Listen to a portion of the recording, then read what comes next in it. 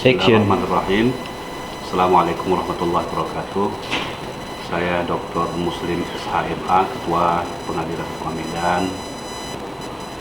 Pada hari ini insyaallah kita akan memberikan kuliah di DKPA ini kepada para peserta tentang hukum acara peradilan agama. Kita berharap bahwa para peserta bisa memahami tentang hukum acara peradilan agama, dan kita berharap juga bahwa para peserta nanti bisa menerapkan ilmunya ketika nanti menjadi pengacara atau advokat. Dan kita juga berharap hendaklah menjadi advokat yang baik, membela kepentingan masyarakat. Terima kasih. Wassalamualaikum warahmatullahi wabarakatuh. Assalamualaikum warahmatullahi wabarakatuh. Waalaikumsalam warahmatullahi wabarakatuh. Selamat siang, salam sejahtera untuk kita semua. Baiklah, sudah hadir di tengah-tengah kita Bapak pemateri yang akan menyampaikan langsung materi tentang kewenangan peradilan agama. Adapun nama dari pemateri kita yakni Bapak Dr. Muslim Bakhtiar. Sudah jadi dokter ya Pak ya? Nah, kepada teman-teman kami meminta nanti supaya aktif dan mampu memberikan pertanyaan-pertanyaan yang dibutuhkan nanti untuk di lapangan. Dan kepada Bapak, waktu dan tempat kami persilakan.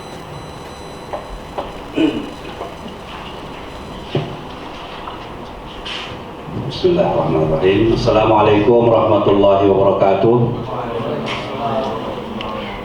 Selamat siang, salam sejahtera bagi kita semua. Saudara-saudara sekalian, pada hari ini saya akan memberikan materi tentang peradilan agama. Pertama sekali saya perkenalkan diri, nama saya Muslim Bakhtiar. Alhamdulillah, beberapa hari yang lalu saya sudah menyelesaikan S3 saya di bidang jinayat peradilan Islam. Sama kita Pak. Jadi doktor jinayat kata orang. Nah, orang yang bilang kan itu. Alhamdulillah sudah menyelesaikannya. Saya lahir di Tanjung Balai, Sumatera Utara, suku Melayu. Saya hari ini menjadi Ketua Pengadilan Agama Medan, dan ini adalah tempat yang ke-12. Pertama sekali saya bertugas di Langsa, kemudian di Tebing Tinggi, Binjai, Kota Baru, Kabupaten Solok, Sumatera Barat, Cilegon, Banten, Semarang, kemudian Pandan, Jawa Paling Tengah ya, Paling Tengah, Pandan Sibolga sana, Kisaran, Pakam, Medan, Banda Aceh, Medan, 12. Saya S1 saya di UIN Araniri di Banda Aceh, Fakultas Syariah, Fakultas Hukumnya saya di Universitas Samudra Langsa, S2-nya di UIN Sumatera Utara, UIN Sumatera Utara di Pascasarjana UIN Sumatera Utara, dan S3-nya di UIN Sumatera Utara. Bapak Ibu dan saudara-saudara sekalian, bahan-bahan sudah ada ya. Jadi bahan-bahan itu ada satu slide dan satu lagi buku 2 warna biru. Kalau sudah sampai, buku 2 itu adalah panduan hakim peradilan agama, mulai dari pendaftaran, bagaimana kami menyelesaikannya, sampai bagaimana kami bersidang, sampai kepada bagaimana kami menyelesaikan perkara itu. Jadi saudara-saudara nanti kalau menjadi advokat bisa memandu itu, buku 2 itu. Buku 2 itu sudah direvisi tapi belum terbit lagi surat edarannya. Nanti insya Allah dalam beberapa 1-2 bulan ini sudah ada buku 2 revisi. Dan itu menjadi saudara pelajari itu nanti insya Allah bisa beracara di pengadilan agama. Slide yang PPT kita itu menyangkut tentang masalah kewenangannya. Saudara bisa baca, dan pada kesempatan ini kami akan menyampaikan bahagian-bahagian yang sering menjadi yang banyak perkaranya di pengadilan agama. Sebagaimana diketahui bahwa ketika izin ya, saya agak kendala di suara ini.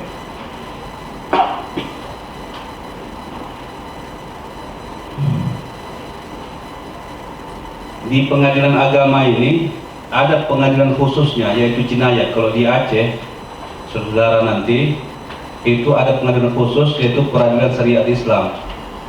Di sana ada pidana, tapi 10 kewenangannya masih dalam ruang lingkup moral.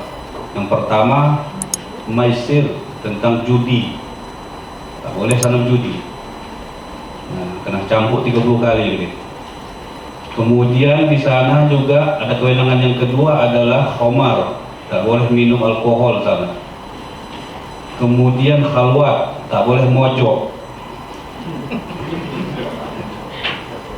Mojok ya, anak-anak muda mojok yang bukan suami istri, bukan waram, mojok. Itu deliknya delik aduan. Kalau ada kata ada yang mengadu, itu bisa 30 kali cambuk tuh urusannya. Ya. Nah, kemudian di atas khalwat tadi namanya ikhtilat, di tempat umum tapi mesra-mesraan, cium-ciuman yang bukan suami istri misalnya ya, seperti itu. Nah, itu mesra-mesraan, raba-raba, apa semua ya, seperti itu namanya ikhtilat. Kemudian di atasnya zina, kemudian menuduh bezina, pemerkosaan, pelecehan seksual, kemudian gay, kemudian lesbian. Nah, itu ada 10. Dan ada kewenangan yang lain sebenarnya, tapi masih dalam bentuk sosialisasi, seperti menyebarkan ajaran sesat, tidak sembahyang Jumat 3 kali ya, itu dipiring, itu tidak ringan, bisa 3 kali cambuk. Membuka warung di Ramadan, tidak memakai busana muslimah, itu kena di sana, tapi masih dalam bentuk sosialisasi. Dan itu semuanya kewenangannya adalah peradilan agama. Di sana namanya mahkamah syariah. Jadi di Aceh itu peradilan agama itu tidak ada, tapi mahkamah syariah. Kewenangannya adalah salah satunya adalah ahwalus saksiyah, sebagaimana yang menjadi kewenangan pengadilan agama, seperti tuakdiku perkawinan, kemudian waris, hibah, zakat, sedekah, ekonomi syariah tetap di sana. Kemudian ditambah lagi dengan pidana Islam. Saudara-saudara sekalian, kita hari ini kita coba diskusi ya. Saya ingin mendudukkan masalah-masalah yang selalu menjadi yang banyak diajukan di pengadilan agama. Sedangkan yang lainnya mengenai hukum acara itu sama dengan hukum acara perdata pada umumnya. Kita juga memakai RBG, RV. Kemudian juga ada hukum acara yang khusus, yaitu Undang-Undang Nomor 7 Tahun 89. Di dalamnya ada tata caranya seperti apa mengenai perkawinan. Itu berbeda, lex spesialis ya. Pada umumnya kita tetap menggunakan RBG dan juga kitab KUH Perdata. Itu sama saja hukum acaranya ya, seperti itu. Jadi kalau sudah ada yang memberikan kuliahnya, saya coba mendudukkan kasus per kasus, dan sana kita akan diskusi. Berkali-kali saya memang di sini memberikan kuliah, dan itu selalu kita ulang. Kalau saudara-saudara mungkin mendengar kuliah saya baru 1 kali, tapi kalau panitia ini berapa kali, asik itu aja Bapak cakapkan itu. Memang begitu lah. Mana ada lagi, namanya kita berulang-ulang ya kan, belajar ngajar ya kan. Tapi kalau Adinda ini bisa paham dia setiap saya di sini ya, lama-lama mantap ilmunya. Jadi itu aja yang disampaikan. Yang pertama sekali adalah saya selalu mengatakan begini, bahwa pengadilan agama itu orang selalu mengenalnya dengan peradilan tempat bercerai. Bisa saya berdiri ya? Boleh.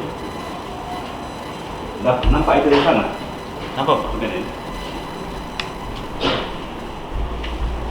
Jadi asal-asal mau bercerai datang peradilan agama, seolah-olah kami hakim cerai aja, ya. Karena perkaranya memang 80% perceraian. Nah, ada yang baru, ada perizinan. Itu menyebabkan maka peradilan agama itu digelar ya. Saya tak setuju itu. Tapi digelar orang suka bercerai itu, hakim suka bercerai. Padahal kewenangan kita banyak. Ruang lingkup perkawinan saja itu ada 22 kewenangan di dalam ruang lingkup perkawinan. Belum lagi bahasa pewarisan, hibah, sedekah, dan terakhir adalah ekonomi syariah. Seluruh namanya perusahaan yang berlabel syariah, mana tahu satu hari nanti ada kolam renang syariah. Kolam syariah tak tahu gimana bentuknya. Kalau sekiranya ada terjadi sengketa, maka yang menyelesaikannya adalah pengadilan agama. Jadi banyak sekarang kita sedang menyelesaikan hak tanggungan dan komplain nasabah kepada BSI, itu juga sebaliknya itu diselesaikan oleh pengadilan agama. Sekarang Pak, melalui Undang-Undang Nomor 3 Tahun 2006, perubahan Undang-Undang Nomor 7 Tahun 89 tentang perdagangan. Kewenangan kita sejak 2000-an. Tapi tetap perceraian menjadi nomor 1, number 1. Banyak perceraian. Kalau datang ke sana, cerai. Makanya orang pun segan datang ke sana. Nah, kalau datang sini cerai ya. Kalau laki-laki bapak-bapak pun segan sana Pak. Karena ada satu kewenangannya poligami. Pak, bikin poligami juga ya. Poligami itu harus mendapat. Nah, ini kita jelaskan Pak. Yang banyak juga perkara yang di sana selain perceraian itu adalah pertama sekali saya jelaskan tentang masalah isbat nikah. Isbat nikah ini tidak ada di non-muslim. Peradilan agama itu memang untuk orang-orang Islam, tapi tidak juga sekarang seluruhnya orang Islam di situ sudah ada, tapi non-muslim juga ada di sana. Kalau ada kata dia menyelesaikan perkaranya yang bersangkut paut dengan bank Islam, bank syariah, non-muslim datang ke pengadilan. Jadi personalitas keislaman itu tidak mutlak lagi di pengadilan agama. Nah, saudara-saudara nanti juga jadi advokat yang non-muslim itu bebas lintas agama saja, nggak ada masalah lagi, bisa. Tapi yang penting tahu tentang hukum acara peradilan agama. Isbat nikah itu tidak ada dalam non-muslim. Isbat nikah itu namanya pengukuhan nikah. Ada pernah dengar nikah siri? Pernah ya? Nikah siri itu nikah yang tak tercatat. Nikah siri itu nikah tak tercatat. Itu pasal 7 ayat 3 kompilasi hukum Islam. Itu sudah membuka peluang pernikahan-pernikahan yang tidak tercatat itu bisa diisbatkan, dikukuhkan. Kerja hakim adalah memeriksa apakah pernikahannya itu memenuhi rukun dan syarat pernikahan atau tidak. Kalau andai kata sudah memenuhi rukun dan syarat dan tidak ada halangan, maka itu akan dinyatakan oleh pengadilan sebagai pernikahan yang sah. Menetapkan pernikahan si A dengan si B yang terjadi tahun 80 adalah pernikahan yang sah. Berdasarkan penetapan itu datanglah ke KUA, pandu mereka nanti datang ke KUA, bahwa penetapan itu oleh KUA akan menerbitkan namanya buku nikah. Jadi walaupun dia pernikahan yang tidak tercatat, tapi nanti bisa dicatatkan, tapi melalui isbat nikah, perkara pengukuhan nikah nanti. Isbat nikah itu bahasa Arab pengukuhan nikah, dikukuhkan balik. Berdasarkan penetapan itu, bawa kepada KUA di mana dia tinggal, maka akan diganti dengan buku nikah. Maka oleh karena itu, bapak-bapak nanti menjadi advokat harus tahu prosedur isbat nikah. Itu banyak lagi di daerah yang pernikahan yang tidak tercatat. Pernah dengar tidak? Pernikahan itu tak tercatat, tapi ditinggalkan sama suaminya 10 tahun. Ada ya kan? Ada ya kan? Dibiarkan 10 tahun, dibiarkan kayak gitu. Nah, oleh si perempuan ini kemudian menikah lagi, dia dianggapnya setelah 3 bulan itu telah terjadi perceraian, padahal belum pernah terjadi perceraian di pengadilan agama secara hukum. Dia menikah lagi, ditinggal lagi 10 tahun, nikah lagi dia 3 kali rasa, nano-nano. Ya kan begitu, kalau 3 kali suami awak 3 lah rasanya. Ya kan jangan. Tak paham saya Bapak.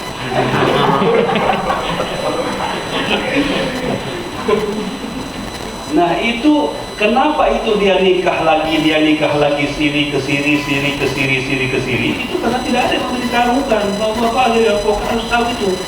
Saya mau nanti pasal 7 ayat 3 huruf D kompilasi hukum Islam. Jadi isbat nikah itu bisa dalam rangka pasal 7 ayat 3 huruf A, pasal 7 ayat 3 huruf A, yaitu isbat nikah dalam rangka perceraian.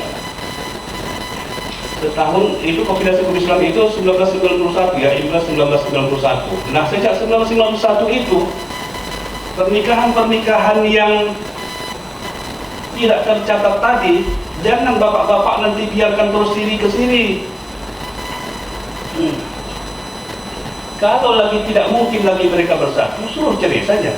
Pak Muslim ini suruh orang cerai, ya gitu aja, nggak masalah ya.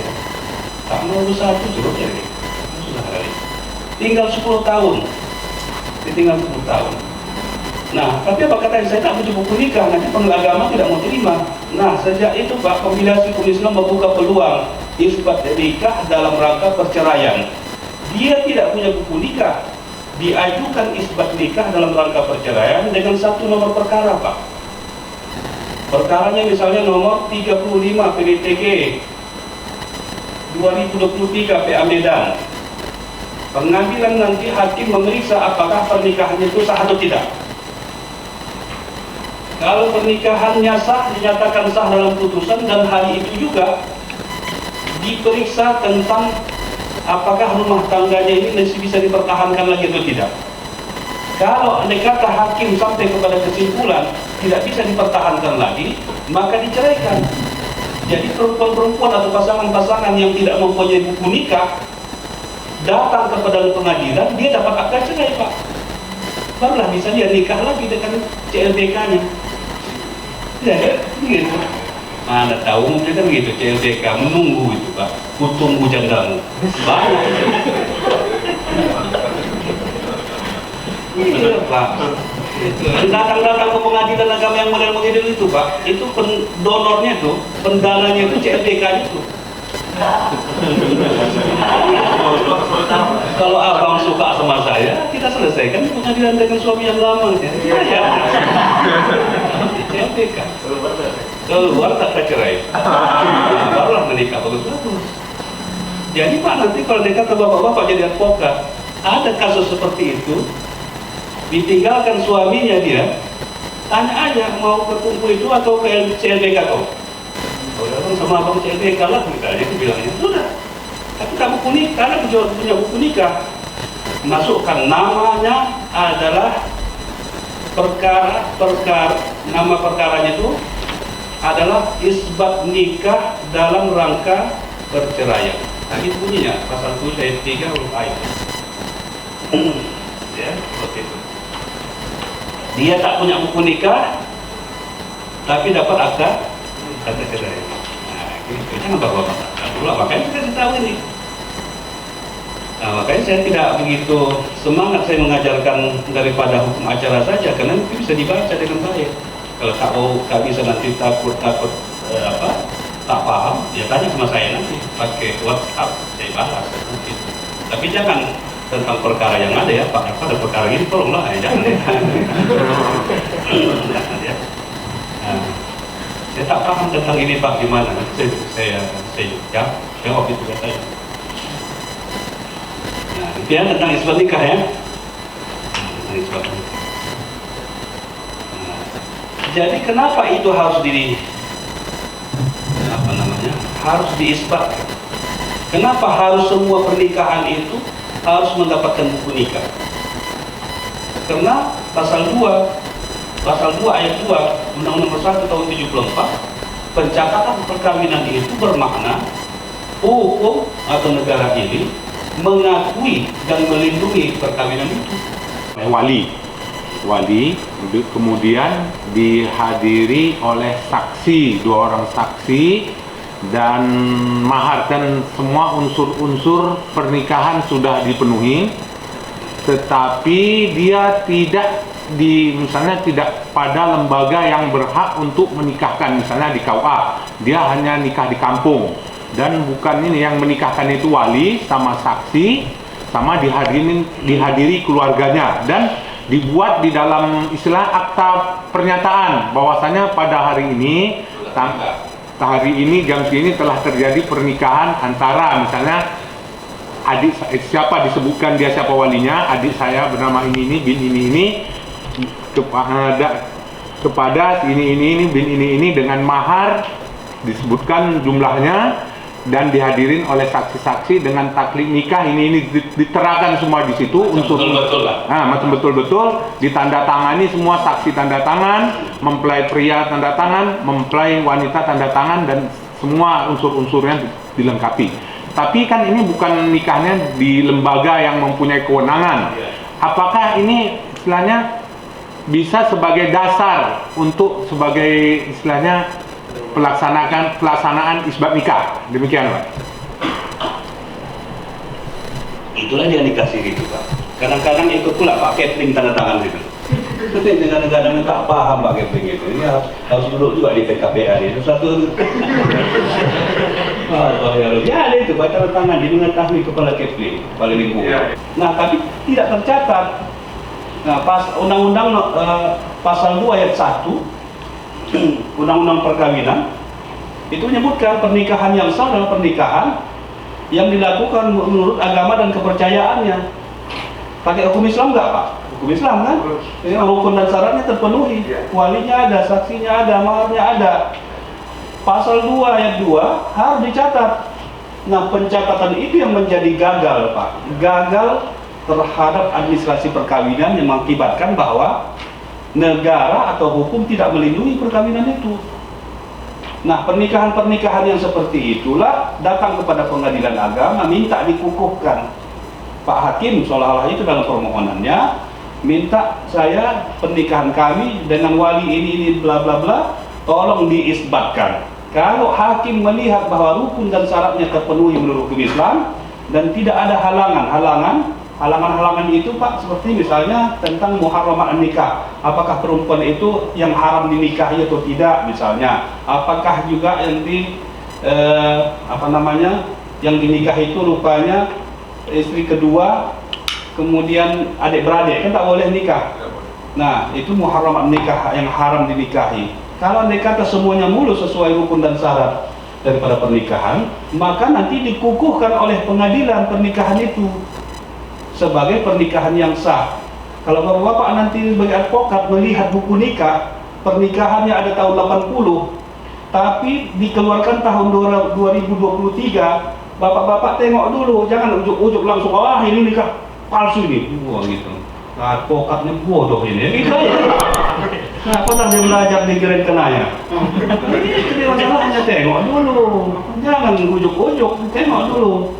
Nah, dulu waktu saya memberikan bimbingan dan pengajaran di penghulu waktu di diklat di Jawa Tengah sana, itu saya sampaikan itu kan di buku nikah. Kalau bapak-bapak sudah menikah, lihat itu buku nikah sekali-sekali, tidak begitu dipoto, krecek simpan. Tak pernah tengok entah nama salah.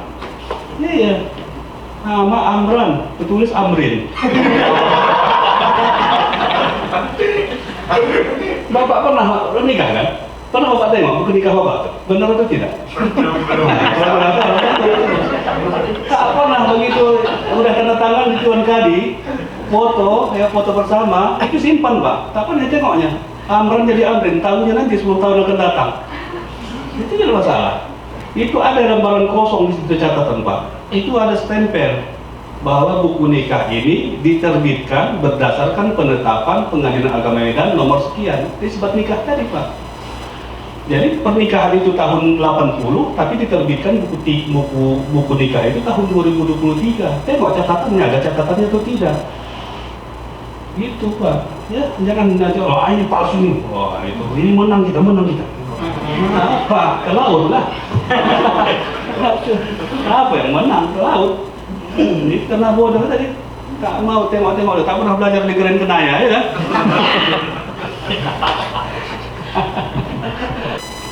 Enam Pak, 279 KUHP.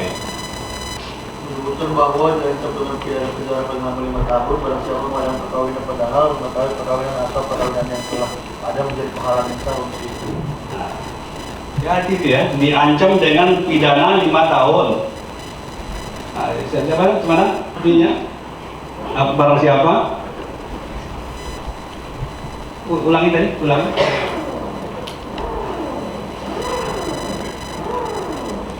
Barang siapa mengadakan perkawinan. Barang siapa yang mengadakan perkawinan, padahal dia mengetahui perkawinan atau perkawinan yang ada itu penghalang yang sah untuk itu.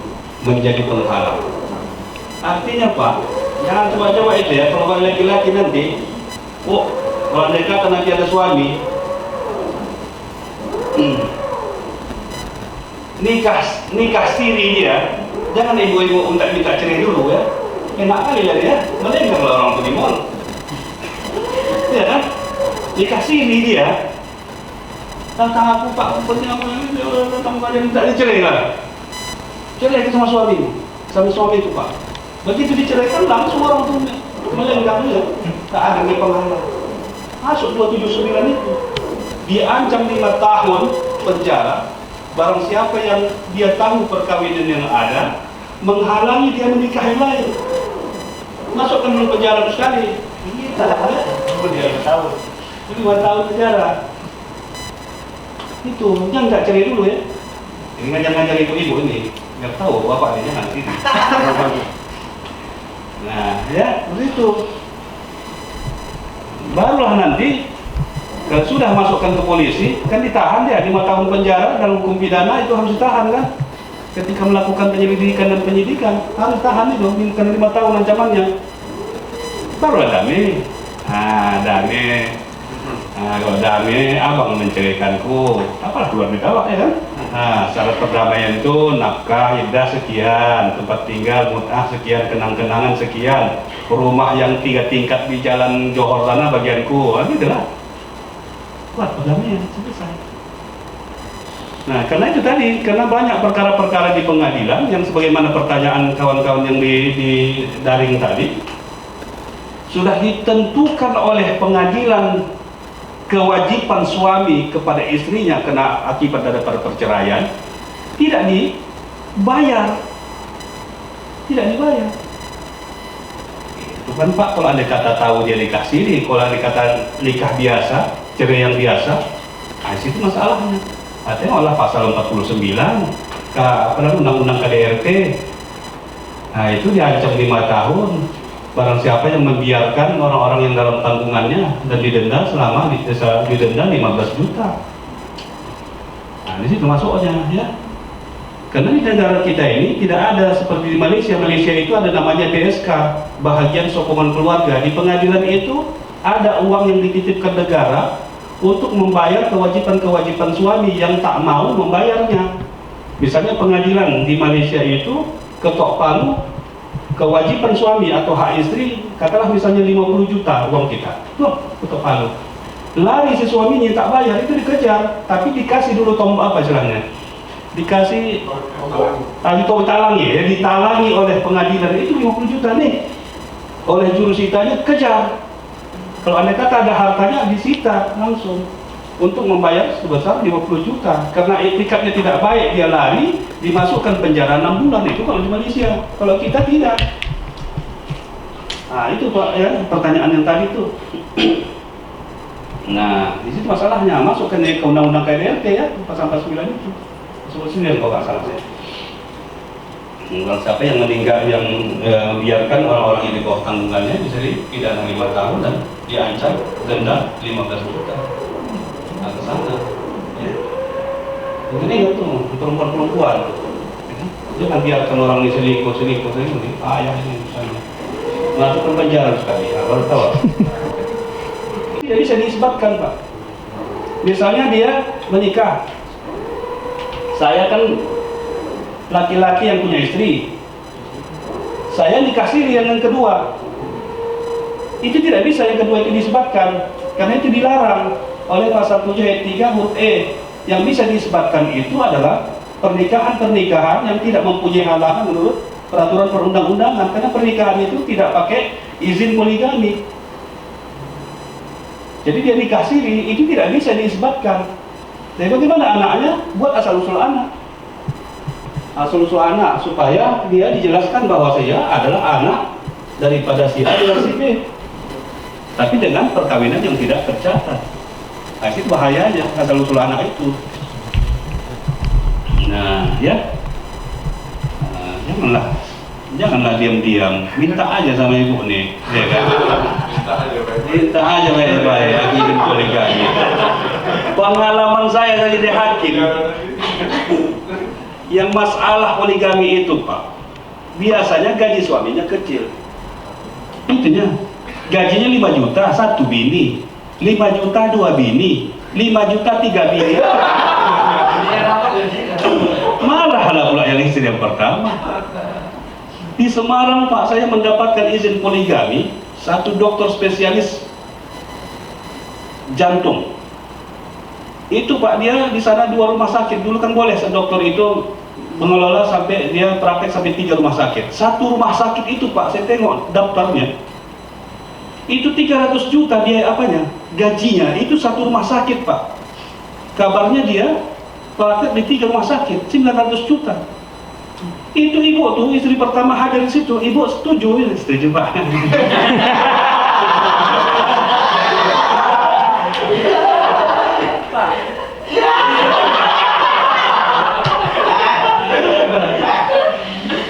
Iya, banyak yang orang-orang hebat, pejabat bahkan tak pernah minta cerai, itu ibu tuh. Tahunya dia, di sini suaminya tuh. Tapi kencang banget. Nah itu, 300 juta ya. Nah, makanya sebenarnya tak ada perlu dikhawatirkan perempuan ini. Masalahnya tidak mau berbagi saja Pak. Tak mau berbagi. Padahal kalau kita isbat nikah kepada pengadilan Pak, itu akan diinventarisir nanti.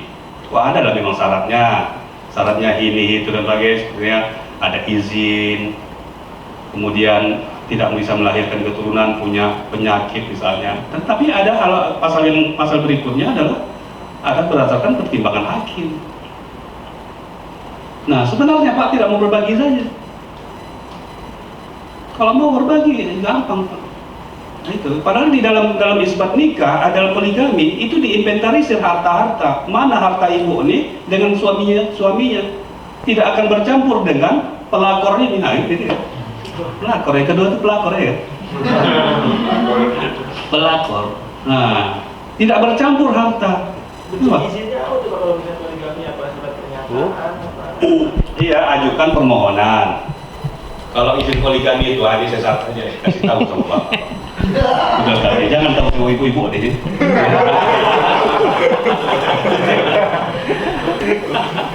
Ajukan permohonan izin poligami. Sebutkanlah apa alasan-alasan di dalamnya. Kemudian inventarisir di dalam harta kami dengan istri pertama 1, 2, 3, 10. Kemudian buat surat pernyataan. Kemudian pertama daftar gaji. Yang penting kalau apa gaji Bapak, biar kami bisa, oh ini cocok ini gajinya aja 20 juta. Nah, ini bisa lah 15 juta istri pertama, yang kedua 5 juta. Kira-kira begitu cukup ya kan Pak. Kemudian buat pernyataan bersedia berlaku adil. Ini yang diprotes selalu sama perempuan Pak. Mana Bapak tahu memutuskan berlaku adil? Ya cobalah dulu. Bapak coba tahu kita adil-adilnya ya kan. Nah, tapi itu syarat ya kan. Artinya syarat. Tapi itu syarat. Artinya saya berlaku adil terhadap istri-istri saya. Itu Pak. Ya bagaimana Pak, Bapak bisa mengukurnya, Bapak mengabulkan dia berlaku adil suami saya? Saya bilang coba aja dulu. Baru tahu adil atau tidak ada Pak. Istrinya ikut terima, tantangan istrinya. Nah, jadi nanti dalam mengajukan itu permohonan itu, nah dudukkanlah dihadirkan juga calon istri itu, juga dudukkan sebagai termohon adalah istri pertama. Dimintalah persetujuan dia. Kalau dia tak setuju, baru hakim nanti menilai apa sebabnya. Nah itu Pak. Ada kasus saya Pak, poligami Pak. Maaf nih cerita ini. Ini cerita orang dewasa. Nanti mau menikah. Menikah semua ya? Jadi memang Pak, suaminya itu tak cukup satu Pak. Diporsek Pak. Iya. Dan itu istrinya didudukkan sebagai termohon, diakui sama istrinya itu. Mana lah tahan sih Pak, pulang-pulang kerja tiap-tiap hari macam makan obat kan ya?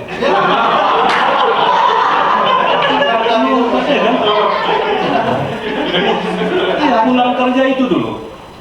Dia kerjain. Hah? Harus buka cabang ya kan? Nah, gitu. Dan itu masalah Pak, itu kasus Pak. Nah, itu kasus, itu fakta yang ada itu. Gitu. Nah, akhirnya suami istrinya ini menyetujui. Nah, andai kata pun istrinya tak menyetujui, kalau bisa dia membuktikan fiperseknya itu harus disetujui Pak.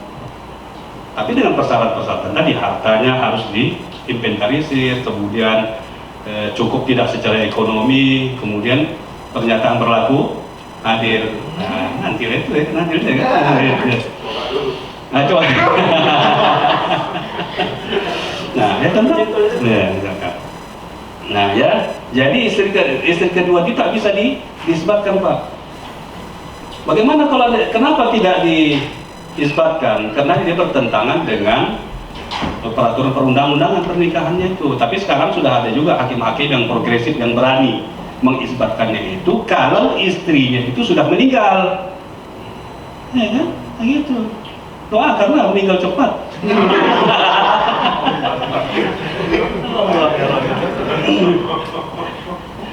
Ya. Nah, atau istri pertama itu sudah bercerai. Jadi tidak ada sangkut paut mengenai harta dan lain-lain. Itu Pak. Nah, ketakutan juga kadang-kadang, tapi ini kan anekdot saja, dengan istri Pak tak mau dipoligami itu, tahu Pak? Karena di dalam warisan Islam itu, hak istri itu dalam warisan itu 1/4 kalau tak ada anak, 1/8 kalau ada yang kata ada anak suami. Kalau ada kata satu orang istri 1/4, 2 istri 1/4 juga, 3 istri 1/4 juga, atau 1/8 kalau ada kata ada anak. 4 istrinya 1/8 juga kalau ada anak, makanya tak mau berbagi Pak. Maka istri-istri susah kali Pak masalah poligami ini. Kita minta istri saya aja, saya minta tak dikasihnya Pak. Ceraikanlah aku katanya, awak mau 2, bukan 1. Masalahnya. Nah, jadi pernikahan-pernikahan yang bertentangan dengan hukum Islam itu tidak bisa disebutkan. Tapi Pak, sekarang ini sudah ada hakim-hakim yang mempunyai putusan progresif, sudah bisa disebutkan dalam kasus istri yang pertama sudah meninggal atau sudah bercerai. Kalau masih hidup tak berani Pak.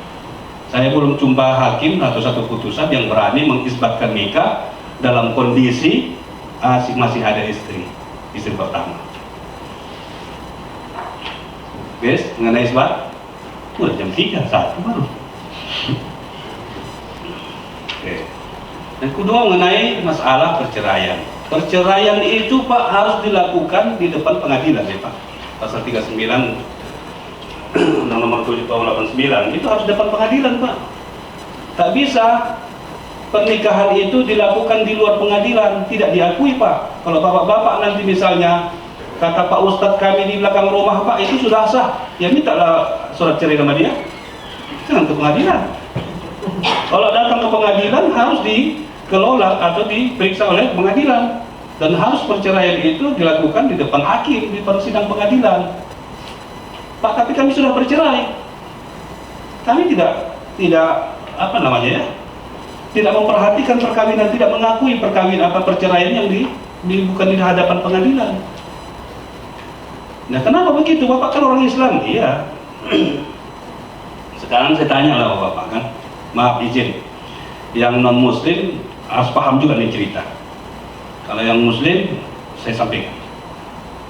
Begini, di dalam Islam itu, di Al-Quran itu ada satu ayat, walil mutallaqati mata'an bil ma'ruf haqqan 'alal muttaqin. Perempuan-perempuan yang diceraikan itu ada haknya nafkah, iddah, maskan, kiswah dan mut'ah.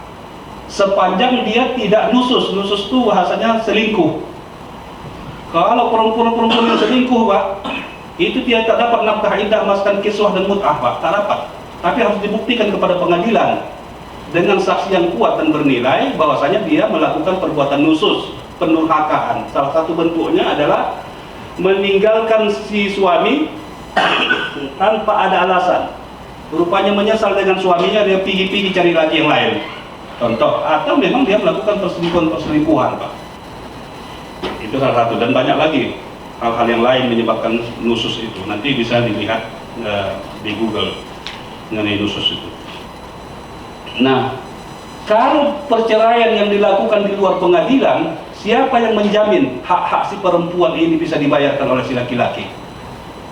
Kata Pak Ustadz di belakang rumah, sudah jatuh talaknya Pak. Ya mintalah nafkahnya, kelolalah, buatlah ketik, memang akta cerainya. Kemana mau laku itu? Gak bisa, gak laku dia. Gak berlaku akta cerai yang dibuat sama tengku-tengku ustaz kita itu, gak bisa. Harus dapat pengadilan. Pengadilanlah nanti yang melihat apakah perceraian, apakah rumah tangganya masih bisa disatukan lagi atau tidak dengan alasan-alasan seperti salah satunya terjadi perselisihan dan pertengkaran rumah tangga yang terus-menerus sehingga tidak mungkin lagi rumah tangga ini dipertahankan. Dengan saksi-saksi yang kuat dan bernilai, hakim menganggap bahwa rumah tangga ini tidak bisa lagi dipertahankan, akan diceraikannya. Maka si laki-laki yang mengajukan perceraian ini wajib mengeluarkan nafkah iddah, menjamin selama 3 bulan nafkah si perempuan itu, mantan istrinya, kemudian menyediakan tempat tinggal, menyediakan pakaian yang layak, kemudian memberikan mut'ah yang disebut orang secara sederhana namanya kenang-kenangan. Kemudian nanti bagaimana anak sama siapa dan berapa nafkah anak ditetapkan. Siapa yang menetapkan itu? Adalah pengadilan. Nah makanya kami bertanya, dulu saya kan didebat sama tengku-tengku ustaz kita di kampung, dianggapnya kami pengadilan ini orang kafir jadinya, tidak mengikuti Al-Quran. Nah sekarang kalau dikata saya sampaikan seperti tadi ada ayat Quran, mana yang lebih Qurani, yang mendekati Al-Quran? Kami, karena kita menjamin bahwa Al-Quran itu terlaksana dengan baik. Laki-laki yang menceraikan istrinya wajib mengeluarkan kewajibannya yang merupakan hak daripada istri yang diceraikan. Dia dapat warisan, asal sepanjang dia diakui sebagai anak. Itu saja membedakan. Ya Pak ya, gitu ya. Kewenangannya agak bingung juga Pak Anjo, Pak, mengenai membagi warisan notaris dengan di pengadilan. Iya, itu kan notaris ini cara membaginya itu kan ada yang menurut hukum Islam. Kalau notarisnya pandai bagi warisan Islam, dia nasihatkan. Kalian kan orang Islam, cara baginya seperti ini, hukum faraidnya, istilahnya hukum bagi warisannya. Mau orang itu dicatatkan sama dia. Kalau mereka tidak mau, cara kami aja lah Pak, kami kan ada 5. Walaupun ada laki-laki ada perempuan, udah bagi sama saja lah kami. Itu dicatatkannya Pak. Jadi notaris itu dia hanya sekedar mengusul saja, memberi saran apakah dia mau memakai hukum faraid Islam, begitu Pak. Nah, jadi notaris itu kan sifatnya kan mencatatkan ya Pak. Salah satu tugasnya itu memberikan catatan-catatan. Nah, gitu. Nah itu mudah saja ya, apa yang disampaikan oleh masyarakat itu yang datang kepada dia jadi catatannya. Nah, gitu. Dan itu sudah kuat Pak sebagai bentuk suatu kesepakatan. Nah gitu. Nah, tapi kalau andai kata sistem kewarisan mengajukan sengketa kepada pengadilan itu dilihat dengan personalitas keislaman namanya Pak. Personalitas orang Islam harus bagi warisan ke P.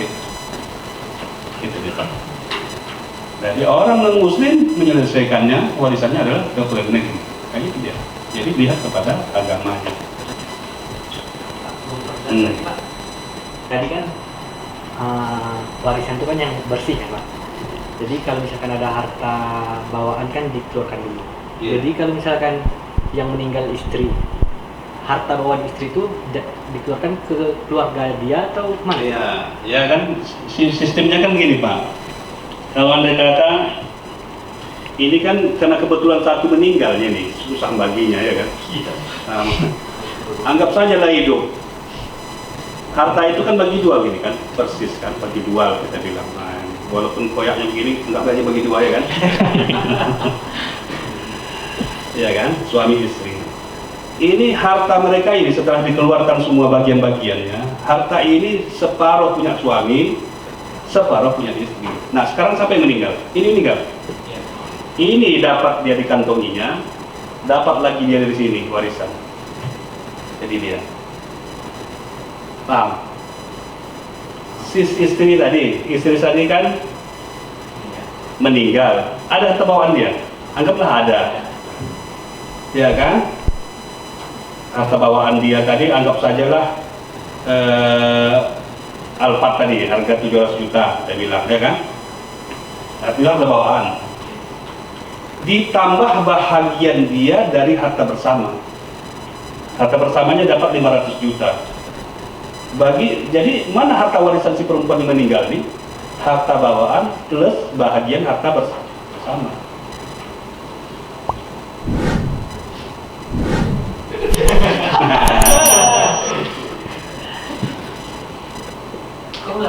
Kau dapat kan dia yang meninggal.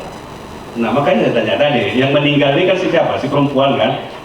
Si perempuan itu ada harta bersama, ada harta bawaan. Harta bawaan itu kan punya si perempuan yang meninggal nih. Katalah si Alphard, taruhlah si Alphard nih. Ini Alphard. Sudah? Si perempuan ini ada nggak harta bersamanya? Ada. Bahagian si perempuan berapa? Setengah kan? Anggaplah setengah itu 500 juta. 500 juta tambah Alphard. Oh, berarti balik ke keluarga. Iya, jadi ahli waris si perempuan ini siapa? Suaminya yang masih hidup. Oh iya. Suami kan masih ada hidup. Suami kan masih mendapat dia seperempat kalau dikata ada anak si perempuan ini. Ya kan? Nah, selainnya kalau dikata ada anak laki-laki menghabisi harta ini, Alphard tambah 500 nih, 500 juta ini. Kalau tak ada, kepada saudara-saudaranya, kepada ayah dan sebagainya. Nah, dia mewaris ya. Dan harta bersama itu punya milik masing-masing. Kalau ada kata siapa yang meninggal, apa harta dia? Oh, ada harta bersama, ada bawaannya, ditambah dengan harta bersama. Itulah menjadi tirkah, menjadi warisan. Nah, itulah dibagi kepada ahli waris. Siapa ahli warisnya? Siapa yang hidup pasangannya? Suami atau istri? Baru kepada anak-anaknya. Udah. Nah, paham? Nah, nggak ada masalah. Jadi sepanjang ada sengketa, itu balik kepada aturan undang-undang, balik kepada Al-Quran. Kalau tak ada sengketa, silakan, ikan hukum privat, hak pribadi orang. Nah gitu ya. Jadi ada kebebasan berkontrak di situ. Apa? 1338 KUH Perdata kan? Apa syaratnya? Ada dua orang yang mau mengikatkan perjanjian atau kesepakatan. Orangnya cakap, kemudian perbuatannya itu sesuatu perbuatan yang dibenarkan, klausulanya harus halal. Dia akan menjadi undang-undang bagi yang membuatnya. 1338 KUH Perdata begitu.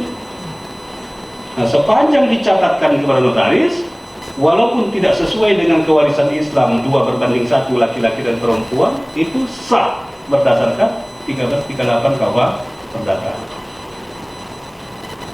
Kalau andai kata orang ini sudah dibuat begitu, tapi tak mau berbagi juga, katakanlah menyesal, wah Ahmad, ini sudah sempat pula, ya kan, tak mau orang itu berbagi, datang kepada pengadilan.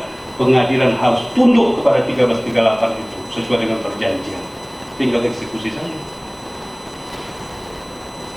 Paham Pak?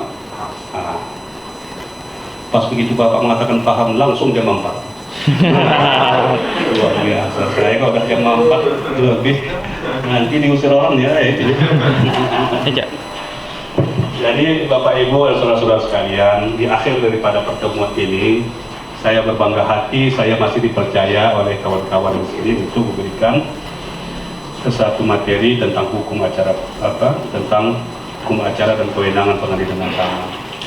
Saya mohon maaf tidak bisa menyelesaikan semua materi itu. Oleh karena itu saya berikan satu pengantar dalam PPT dan selainnya ada di buku 2 di warna biru itu. Nah, mudah-mudahan kita berharap muncul nanti advokat-advokat yang baik sehingga hak-hak dari masyarakat itu benar-benar bisa terwakili sesuai dengan peraturan perundang-undangan dan rasa keadilan. Mohon maaf kami apabila canda kami kadang-kadang menyinggung perasaan dan sebagainya. Saya orang Melayu dari kampung Pak, tak pandai pula saya betul-betul kata dan menyusun kata-kata yang indah. Ini cara saya kan. Dan mohon maaf kami bila tidak semua kewenangan pengadilan agama bisa kita selesaikan dalam 2 jam. Kalau andai kata nanti suatu hari kawan-kawan di sini membuat namanya tingkat advance misalnya seperti itu, saya dibawa, kita bicara lagi selainnya. Atas kekurangan ini saya mohon maaf yang sebesar-besarnya. Ini saja yang dapat kami sampaikan. Assalamualaikum warahmatullahi wabarakatuh. Waalaikumsalam warahmatullahi wabarakatuh. Baiklah, kami ucapkan terima kasih kepada Bapak atas materi yang sudah disampaikan. Kiranya menuai berkah dan manfaat bagi kita semua. Dan demikian saya tutup. Wallahumma biqillah wa biqarik. Assalamualaikum warahmatullahi wabarakatuh.